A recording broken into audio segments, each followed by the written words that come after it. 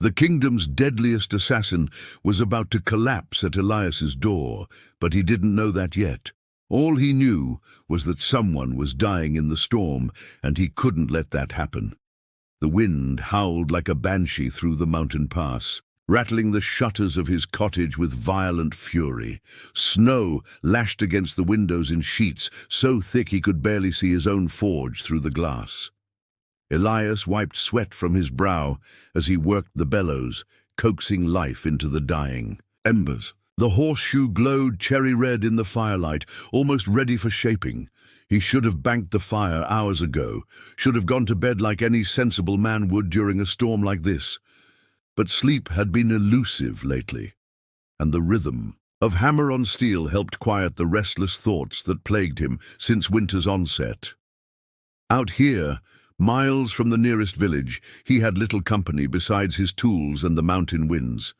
The pounding came so suddenly he thought it was thunder. Elias froze, hammer raised mid-strike. The sound came again, not thunder, but something heavy hitting his door. Once, twice, then silence. He set down his tools and listened. Nothing but the storm's fury and the hiss of cooling metal. Perhaps a branch had broken free, or a third thud, weaker this time, followed by what sounded like something sliding down wood.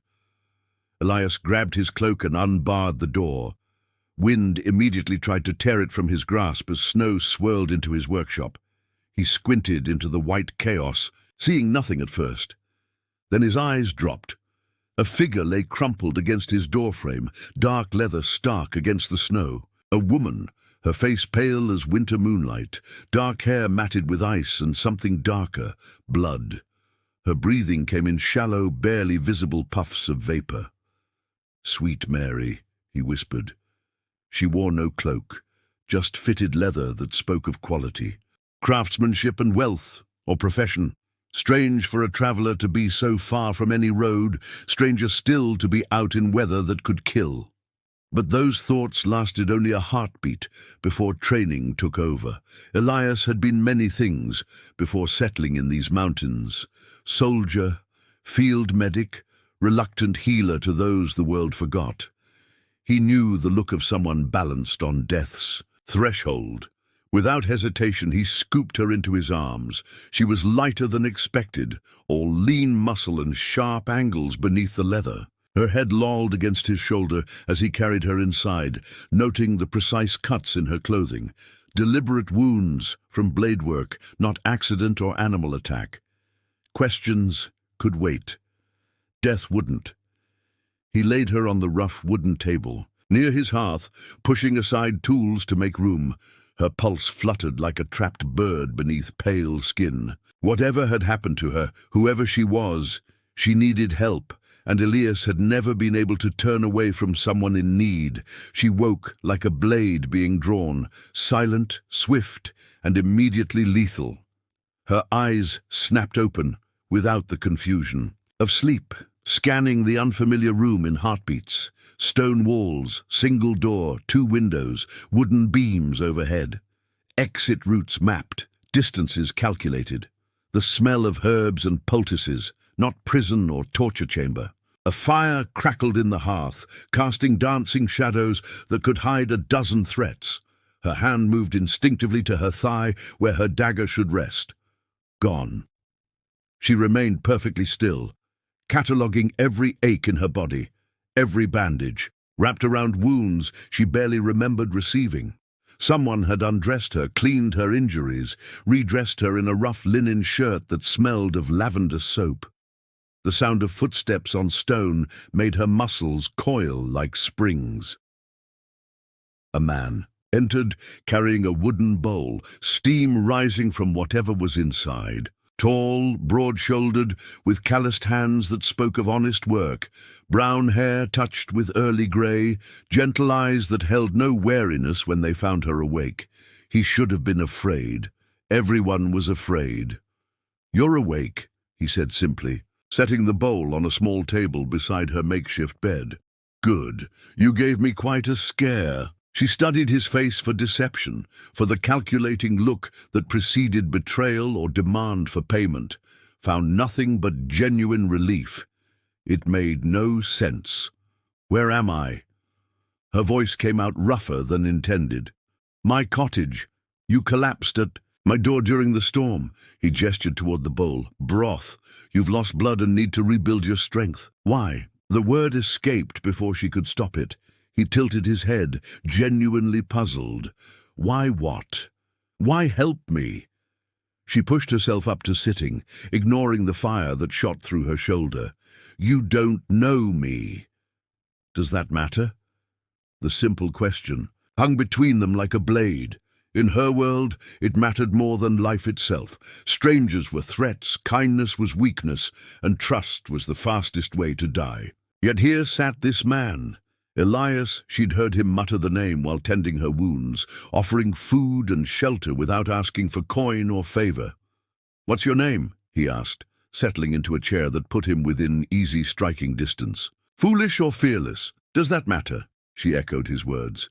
He smiled, and the expression transformed his entire face. "I suppose not. But I can't keep calling you the woman who nearly died on my doorstep forever." Despite herself, something, almost like amusement, flickered in her chest. When had anyone last made her want to smile? "Call me whatever you like." "Fair enough." He stood, movements unhurried. "I'll be in the forge if you need anything. Rest, heal. The storm's past, but winter's far from over." As he left, she watched the easy set of his shoulders, the complete absence of fear. He had no idea what he'd invited into his home. The question was, did she? Elias needed supplies, but more than that, he needed answers about the woman sleeping in his cottage, answers he wasn't prepared to receive. The village of Millhaven bustled with its weekly market, merchants hawking winter goods while farmers sold the last of their preserved harvests. Elias moved through the familiar chaos, purchasing salt, grain, and herbs for poultices, normal things for a normal life that suddenly felt anything but. 3 days she'd been with him. 3 days of careful questions met with careful non-answers. She ate little, spoke less, and watched him with eyes that seemed to catalogue every weakness. Yet when fever had taken her the second night, she'd gripped his hand like a drowning woman and whispered, "Please don't let them find me," in a voice so broken it had kept him awake until dawn. "Make way for the king's herald." The cry cut through, market chatter like a blade. Elias turned with the rest of the crowd as a mounted man in royal colours rode into the square, unfurling a scroll with practiced ceremony. These announcements usually meant tax increases or conscription notices. Nothing that concerned a mountain hermit. "By order of His Majesty King Edmund," the herald proclaimed, his voice carrying across the suddenly silent square. "A bounty of 1,000 gold crowns is hereby placed upon the head of the assassin known as Lyra, the Shadow Blade." Elias's blood turned to ice. Wanted for the murder of Lord Commander Aldrich, captain of the Royal Guard, and 17 others in service to the Crown. Description: female, 25 years of age, black hair, pale skin, bearing the mark of twin daggers upon her left shoulder blade. The herald continued, but Elias could no longer hear over the roar in his ears. Twin daggers. He'd seen that mark when changing her bandages, thought it merely decorative ink, not the brand of the kingdom's most feared killer. "She is considered extremely dangerous." The herald's voice seemed to come from a great distance. "Any who harbour or aid this criminal will be charged with treason. Report sightings immediately to the nearest garrison." The crowd buzzed with nervous excitement. Lyra the Shadow Blade. Everyone had heard the stories whispered in taverns. The ghost who could kill a man with a hairpin. The demon who'd murdered Lord Blackwood in his own bedchamber, surrounded by guards. Mothers used her name to frighten misbehaving children, and she was sleeping in his cottage, wrapped in his grandmother's quilt.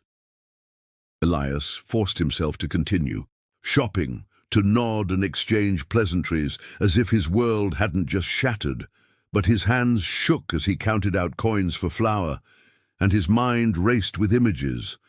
Her careful way of eating, as if testing for poison, how she'd positioned herself to see both door and window, the predatory stillness when she thought he wasn't watching.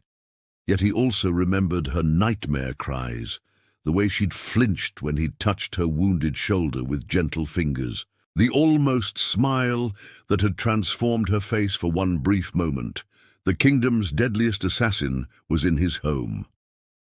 The question was, what was he going to do about it? She was sitting by the fire when he returned, no longer the wounded stranger, but something far more dangerous, a predator at rest. "You know now," she said without turning around. Elias set down his supplies with deliberate care, each movement measured. The cottage felt smaller somehow, the walls pressing closer, as if the very air had changed density. "The herald came to the village today. They always do." Her voice carried no surprise, no anger, just tired acceptance. 1,000. Gold crowns, they're being generous. Lyra the Shadow Blade. The name felt strange on his tongue, like speaking a curse aloud. She finally turned to face him, and he saw her truly for the first time, not as a wounded woman, but as the killer she was. The careful way she held herself, the calculating gaze, that had mapped every weakness in his defenses, yet beneath it all, exhaustion weighted her shoulders like a yoke. "You could turn me in," she said quietly. "Buy yourself a manor house, live like a lord." Elias pulled out a chair and sat across from her, the fire crackling between them. "I could, but you won't." "No." The word came easier than expected. "I won't." She studied his face as if searching for deception. "Why not?" "Because 3 nights ago you had a fever dream and begged me not to let them find you." He leaned forward, hands clasped. "Because you eat like someone who's been poisoned before. Because you watch the door like a trapped animal. Those are reasons to fear me, not protect me, are they?" Elias met her gaze steadily. "You're the kingdom's deadliest assassin, sleeping in my cottage for 3 days. If you meant me harm, I'd already be dead." Something flickered across her features. Surprise, perhaps, or recognition. "You should be terrified." "I am," he admitted. "But I'm also curious. About what? Why you're here?" The Shadow Blade could disappear into any city, blend into any crowd. Instead, you collapsed at the door of a hermit blacksmith in the middle of nowhere. He paused. "Why?" For a long moment she said nothing. The fire popped and hissed, shadows dancing across her face. When she finally spoke, her voice was barely above a whisper. "I had nowhere else to go." The words hung between them like a bridge neither dared cross. Elias saw past the reputation, past the bounty and the fear, to something achingly human underneath. A woman without a home, without allies, without hope. "Well," he said finally, reaching for the kettle, "you have somewhere now." She stared at him as if he'd spoken in a foreign tongue. "You're offering sanctuary to a wanted killer." "I'm offering tea to a guest who's been through hell." He met her eyes again. "The rest we'll figure out as we go." Outside, wind began to rise again, rattling the shutters. But inside, something had shifted, fragile as spun glass, but real. Neither moved to leave. Neither reached for weapons. It was a start. The screaming started just after midnight. Elias jerked awake in his chair by the dying fire, heart hammering as Lyra's cries tore through the cottage like wounded animals. She thrashed on the makeshift. Bed caught in the grip of something far worse than physical pain. "No," she gasped, voice raw with terror. "Please, I'm just a child. I don't want to." Her words dissolved into sobs that seemed to come from somewhere deep and broken inside her. Elias rose carefully, uncertain whether approaching a nightmare-trapped assassin was wisdom or suicide. In sleep, her defenses had crumbled completely. The calculating predator was gone, replaced by someone much younger, a frightened girl reliving horrors that had shaped her into a weapon. "The crown requires sacrifice," she whispered, voice changing, becoming deeper, crueler. "Kill him or we kill you instead!" Elias's blood chilled as he realized what he was witnessing. Not just a nightmare, but memory bleeding through like poison from an old wound. "I can't," she whimpered, curling into herself. "He's just a boy. He hasn't done anything wrong." Her body convulsed as if struck, and she cried out in pain so real, Elias instinctively checked for fresh wounds. But these hurts were older, deeper, scars carved into her soul by masters who had stolen her childhood and forged it into steel. "Do it," the memory voice commanded through her lips, "or join him in the grave. Please, you are nothing but a blade in the crown's hand." Blades do not think. They do not feel. They cut. Lyra's breathing became ragged, desperate. Her hands clawed at the blankets, as if trying to escape from inside her own skin. Elias had seen battlefield terrors before, but nothing like this. A war fought entirely within one person's mind. He couldn't bear it anymore. Lyra. He spoke her name softly, approaching like he would a wounded animal. "You're safe. You're in my cottage. No one's going to hurt you." She didn't wake immediately, lost somewhere between past and present. He reached out slowly, carefully, placing a gentle hand on her shoulder. "Lyra, come back." Her eyes snapped open, wild and unfocused. For a heartbeat he saw the trained killer ready to strike. Then recognition flickered, and she collapsed back against the pillow, trembling. "You heard," she whispered, shame coloring her voice. "Some of it." He settled beside her bed, close enough to offer comfort, but not to threaten. "Want to talk about it?" She stared at the ceiling, tears tracking silver paths down her cheeks. "They took me when I was 7, from a village much like yours." Her voice was hollow, distant. "Told my parents I died in the raid. Maybe I did." Elias said nothing, simply waited. "They broke me first," she continued, words falling like stones into dark water. "Then they rebuilt me into something useful. But they didn't break all of you," he said quietly, "or you wouldn't be here now." She turned to look at him, something vulnerable and desperate flickering in her eyes. "How can you be sure?" The fire had burned low by the time Lyra found the courage to continue, orange embers casting flickering shadows across her face like ghosts of the past. "My last assignment," she said, voice barely above a whisper. "Prince Aldwyn, the king's nephew." She stared into the flames as if seeing it all again. 8 years old, heir to the Duchy of Ravenshollow. Elias said nothing, simply fed another log to the fire and waited. He'd learned that silence was sometimes the greatest gift you could offer someone carrying unbearable weight. "There was a succession dispute," she continued. "The Duke had died, and his brother, the boy's uncle, wanted the title for himself, claimed the child was illegitimate, born of adultery, but documents proved otherwise." Her hands clenched in her lap, knuckles white with tension. "So he hired the Crown's shadow program, one dead child, and the duchy would pass to him legally. Clean, simple." The word tasted like poison on her tongue. "I'd done it before, eliminated obstacles, threats, to the realm's stability. But this was different," Elias said quietly. "I told myself it wasn't." Her voice cracked. "A target was a target. Age didn't matter. Innocence was a luxury the Crown couldn't afford." She laughed bitterly. "Those were Master Corvain's words. I'd repeated them so often they felt like truth." The fire popped, sending sparks up the chimney like tiny prayers. I found him in the castle's garden, playing with wooden knights, brown hair, gap-toothed smile, humming some nonsense song. Tears began to fall, but she didn't seem to notice. He looked up at me and asked if I wanted to play, said I looked sad and that playing always made him feel better. Elias felt his throat tighten. I had the poison ready, quick, painless. He'd have thought it was just falling asleep.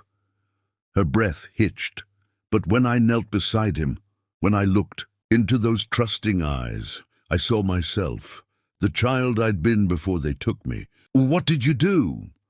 I told him to run. The words came out broken, raw. Told him there were bad men coming and he needed to hide. He didn't understand, but he trusted me. Children always trust.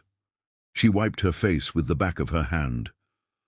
I destroyed the documents that proved his legitimacy instead.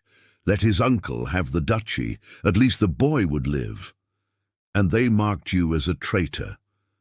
The moment I failed to report his death, yes. Master Corvain himself came to collect me. She touched her shoulder, where bandages still covered healing wounds. I barely escaped. Been running ever since. Elias leaned forward, firelight dancing in his eyes. You chose mercy over orders. Conscience over duty. That's not failure, Lyra. That's the most human thing you could have done. She looked at him with something between wonder and disbelief. I broke my oath, betrayed everything I was trained to be. No, he said firmly. You found everything. You were meant to be. Outside, snow began to fall again, but inside the cottage, something warm had taken root between them. Lyra saw the tracks first. Boot prints in the fresh snow, too deliberate and evenly spaced to belong to merchants or travelers. How many? Elias asked, following her gaze from the cottage window. 6, maybe 7. Her voice had gone cold, professional. The vulnerable woman from the fireside confession had vanished, replaced by the predator who'd survived 2 weeks of pursuit. They're good, staying, spread out, approaching from multiple angles. She turned from the window, already moving toward her gear. I have to go. Now before they surround the cottage completely. No. The single word stopped her mid-stride. She spun to face him, eyes flashing. Elias, you don't understand. These aren't village constables or bounty hunters looking for easy coin. These are crown agents, killers like me. Then we face them together. Together. She stared at him as if he'd suggested they sprout wings and fly. You're a blacksmith, a healer. They'll cut you down before you can draw breath to scream. Elias moved to his workbench, pulling out a sword he'd forged years ago, but never expected to use again. The blade sang as he drew it from its leather, rapping, steel catching the firelight like captured lightning. I wasn't always a hermit, he said quietly. Before I came to these mountains, I served in the king's army for 10 years. Made it to sergeant before... He paused, memories flickering across his face. Before I decided I'd seen enough killing. Lyra watched him test the sword's balance with practiced ease, noting the way he held himself, alert, centered, ready. Not a blacksmith anymore, but a soldier awakened. They'll kill you for harboring me, she said, but her protest lacked conviction. They'll try. He moved to the fireplace, pulling loose stones aside to reveal a hidden cache of weapons. Crossbow, bolts, throwing knives, a small arsenal collected over years of solitude.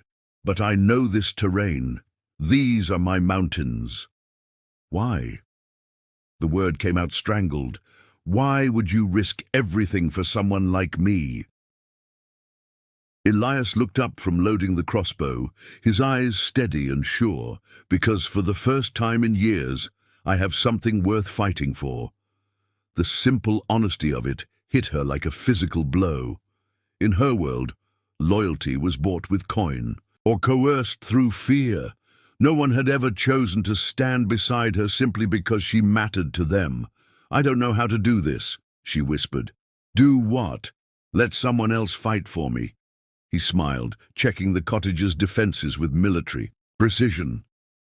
Then it's time you learned.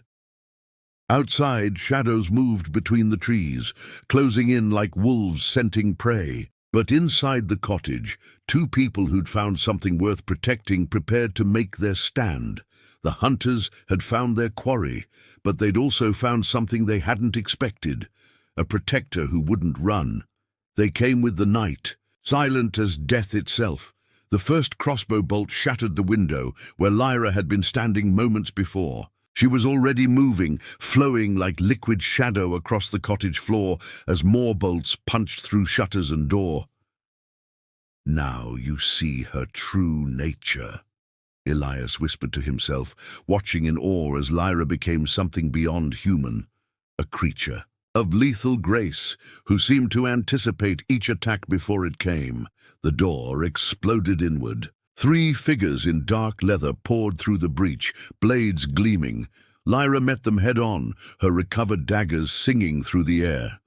The first man fell before he cleared the threshold, the second stumbled back, clutching his throat, and the third found Elias's crossbow bolt sprouting from his chest. "Well, well," a new voice cut through the chaos, cultured, amused, familiar, "still as deadly as ever, my dear student." Lyra froze. Through the ruined doorway stepped a man Elias had seen in nightmares that weren't his own. Tall, silver-haired, with eyes like winter ice.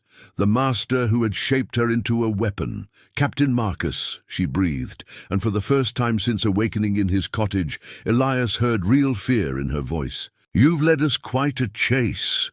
Marcus stepped over the bodies of his fallen men with casual indifference. "But really? Hiding with a blacksmith? I expected better tactics from my prize pupil." "Former pupil," Lyra snarled, daggers raised. "Once, mine, always mine." His smile was sharp as a blade. "You can run to the ends of the earth, but you'll never escape what I made you." More shapes moved outside, too many to count. Marcus had brought an army. "Elias," Lyra said quietly, not taking her eyes off her former master. "The forge. There's a tunnel beneath the bellows that leads to the old mine shaft. I'm not leaving you. You have to—" A throwing knife whistled past her ear. Marcus tisked disapprovingly. "How touching. The weapon has found herself a pet." Elias stepped forward, sword raised. "She's not a weapon anymore." Marcus laughed, a sound like breaking glass. "Isn't she? Watch." He whistled sharply. Crossbow bolts erupted from every window simultaneously. Lyra moved without thinking, muscle memory overriding conscious thought.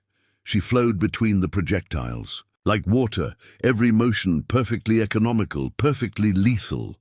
When the volley ended, 3 more attackers lay dead. "Beautiful," Marcus breathed. "See how easily she returns to form. You cannot change a wolf's nature, blacksmith." "Maybe not," Elias replied, grabbing a burning log from the fire and hurling it at the advancing soldiers. "But you can give it a reason to choose who it protects." Chaos erupted. Steel rang against steel as Lyra and Elias fought side by side, covering each other's weaknesses. She was death incarnate. He was solid dependability. Together they carved a path through Marcus's men toward the forge. "The tunnel!" Lyra gasped as they reached the bellows. "Go!" "Together," Elias insisted. Behind them, Marcus's voice followed. "Like a curse. You cannot run from yourself forever, Lyra. I'll always find you." The forge's shadows swallowed them as the cottage burned. The forge became a cathedral of shadows and flame as Marcus stepped through the smoke, alone now, his remaining men dead or fled. "Just you and me, my broken little weapon," he said, drawing, a blade that gleamed like captured starlight. "As it should be." Lyra circled him in the cramped space between anvil and bellows. Daggers ready, but something was wrong. Her movements were too tight, too defensive. Elias realized with growing horror that she was afraid. "You always were my masterpiece," Marcus continued, his voice honey over poison. "Other students broke too easily or Never broke at all. But you shattered perfectly, just enough pieces left to be useful. I'm not that person anymore, Lyra said, but her voice wavered. Aren't you? He lunged without warning, his blade seeking her heart. She parried, but barely, stumbling back against the forge. You killed 3 men tonight without hesitation. Muscle memory, instinct, training, it all came flooding back the moment you smelled blood. Their blades met in a shower of sparks. Marcus was good, better than good. Every technique Lyra knew, he had taught her. Every move she made, he had anticipated. You think this blacksmith cares for you? Marcus pressed his attack, driving her back step by step. You're a rabid dog that happened to wander to his door. The moment you become inconvenient, he'll put you down like any sensible man would. That's not true, Lyra gasped, deflecting a cut that would have opened her throat. Isn't it? Look around, little weapon. His forge burns because of you. His life is forfeit because of you. Marcus's blade drew blood across her shoulder. Everything you touch turns to ash. It's what you were made for. Elias saw it happening, saw her beginning to believe the poison Marcus was pouring into her ears, saw her defenses crumbling not from his attacks, but from his words. He's wrong, Elias called out, hefting a hammer from his workbench. You're not a weapon, Lyra. You're a woman who chose to save a child, who chose to trust me, who chose... Marcus spun and threw a hidden dagger in one fluid motion. The blade took Elias in the chest, sending him crashing back against the wall. Blood bloomed across his shirt like a dark flower. No! Lyra's scream shattered the air. Something changed in that moment. The careful assassin disappeared, replaced by raw, primal fury. But this wasn't the cold killing machine Marcus had forged. This was fire and protection and love transformed into violence. She moved like lightning given form, daggers weaving patterns of death around Marcus. He retreated, suddenly defensive, his smug confidence cracking. There she is, he breathed. There's my perfect killer. I'm not yours, Lyra snarled, driving him back with relentless strikes. I never was. Behind her, Elias struggled to his knees, blood on his lips, but eyes blazing with pride. The student had finally surpassed her master. Now she just had to choose what to do about it. Marcus lay broken against the forge wall, blood seeping from a dozen wounds, but his eyes still burned. With malicious intelligence, Lyra stood over him, dagger raised for the killing stroke. Her chest heaved with exertion and rage, every instinct screaming for her to end this, to silence the voice that had haunted her nightmares for years. Do it, Marcus wheezed, lips curling into a crimson smile. Prove you're still the weapon I forged. Show your blacksmith what you really are. The blade trembled in her grip. One quick thrust and it would be over. No more running, no more fear, no more poison whispered in the dark corners of her mind.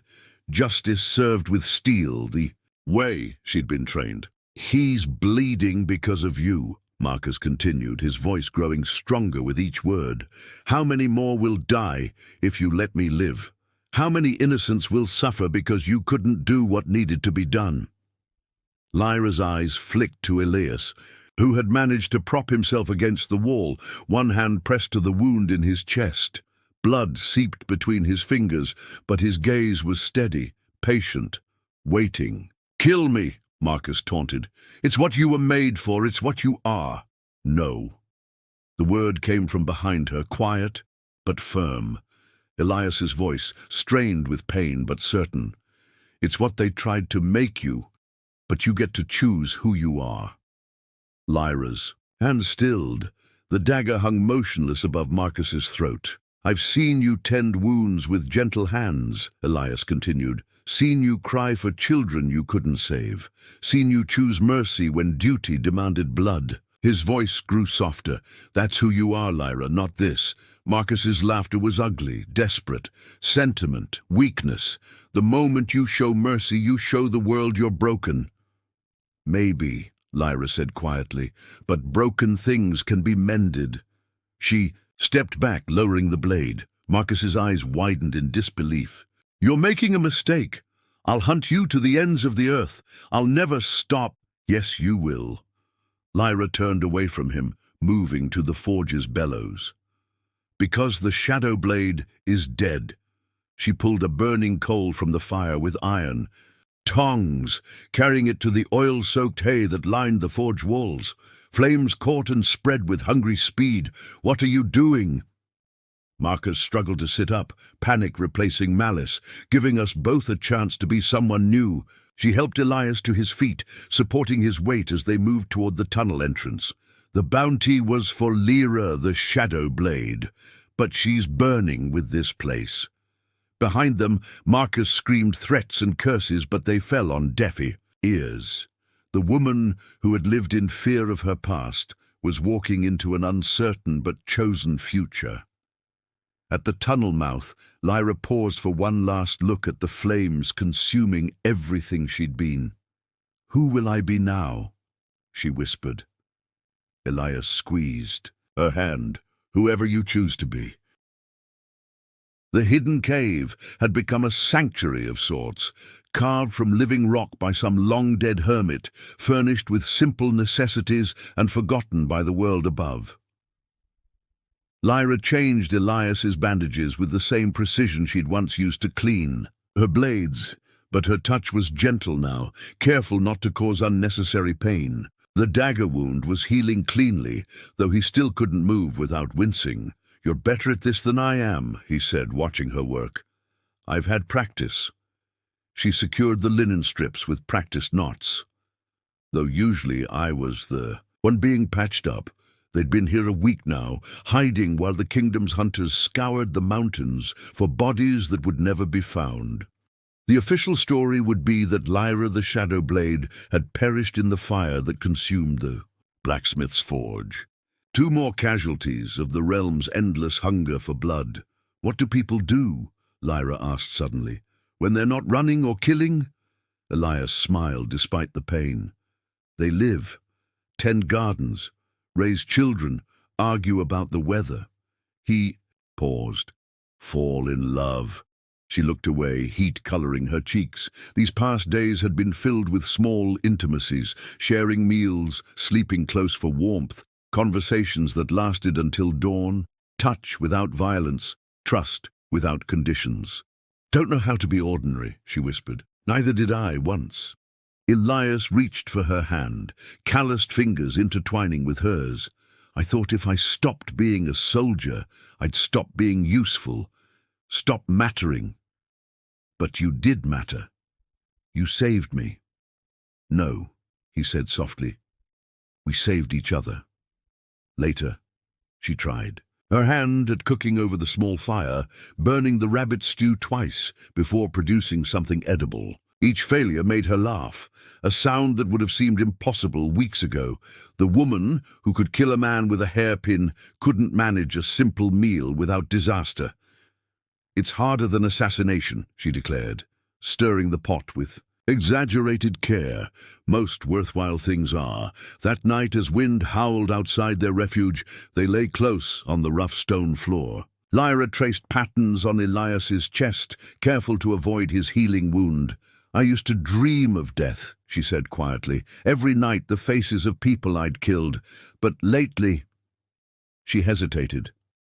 "Lately I dream of gardens, of children playing, of growing old beside someone who sees more in me than a weapon." Elias turned to face her fully, his eyes serious in the firelight. "I love you," he said simply. "Not the shadow blade. Not the broken weapon Marcus tried to create. You, the woman who chose mercy, who chose to stay," tears gathered in her eyes. "I love you too," she whispered, the words feeling strange and wonderful on her tongue. Outside, snow began to fall again, but inside their cave, 2 people who'd found each other in the darkness discovered that sometimes the greatest act of rebellion was simply choosing to live and love and hope for tomorrow. Spring had come to Greendale Valley like a promise finally kept. Lyra knelt in the garden behind their new cottage, hands deep in rich earth as she tended the growing herbs. Lavender for healing, rosemary for remembrance, mint for new beginnings. The soil was nothing like the blood-soaked ground of her past. It gave life instead of taking it. From the forge came the rhythmic ring of hammer on steel. Elias was crafting horseshoes and farming tools now, useful things that helped rather than harmed. The sound had become her favorite music, a counterpoint to the birdsong that filled their peaceful valley. "Sarah!" a child's voice called from the lane. She'd taken that name when they'd arrived 6 months ago. Simple, clean, unburdened by history. "The miller's boy is here with a letter." She wiped her hands on her apron and walked to the gate, where young Tom waited with official-looking parchment, bearing the royal seal. Her blood chilled for a moment, old habits dying hard, but the boy's easy smile reminded her that she was no longer a fugitive. The letter was brief, written in Captain Marcus's careful script, to whom it may concern. The criminal known as Lyra, the Shadow Blade, perished in the fire at Millhaven Forge. All bounties are hereby rescinded. By royal decree, any surviving associates are granted full pardon in recognition of services rendered to the crown. Services rendered. She almost laughed. Marcus had survived after all, and apparently found it politically expedient to let the dead stay buried. The pardon meant freedom, real freedom, to go anywhere, be anyone. She looked around the valley that had become home, at the cottage where she and Elias had built a life together, at the garden where she grew things instead of destroying them, at the forge where honest work rang out each day. "Bad news?" Elias asked, appearing at her shoulder with soot-stained hands. "The opposite." She showed him the letter, watched understanding dawn in his eyes. "I'm free to go anywhere now." "Where will you go?" She smiled, taking his hand in hers. "Nowhere. I'm already home." That afternoon, a group of village children gathered in their yard for the weekly lesson. Not swordplay. She would never teach a child to kill, but basic defense. How to escape a grab, when to run, how to protect what mattered most. "Remember," she told them, as they practiced the simple moves, "the strongest weapon you have is your mind. Think first, fight only when you must, and never be ashamed of choosing mercy over vengeance." Young Emma raised her hand. "Why is mercy stronger than fighting, Sarah?" Lyra glanced at Elias, who smiled encouragingly from the forge doorway. "Because mercy is a choice that makes you more than you were before. Fighting just makes you survive another day." As the children ran home with laughter echoing behind them, Lyra stood in her garden watching the sun set over the mountains. The kingdom's deadliest assassin was truly dead now, buried beneath layers of love and hope and ordinary, extraordinary days. In her place stood a woman who'd learned that the greatest victory wasn't in taking life, but in choosing to live it fully. The end was a beginning.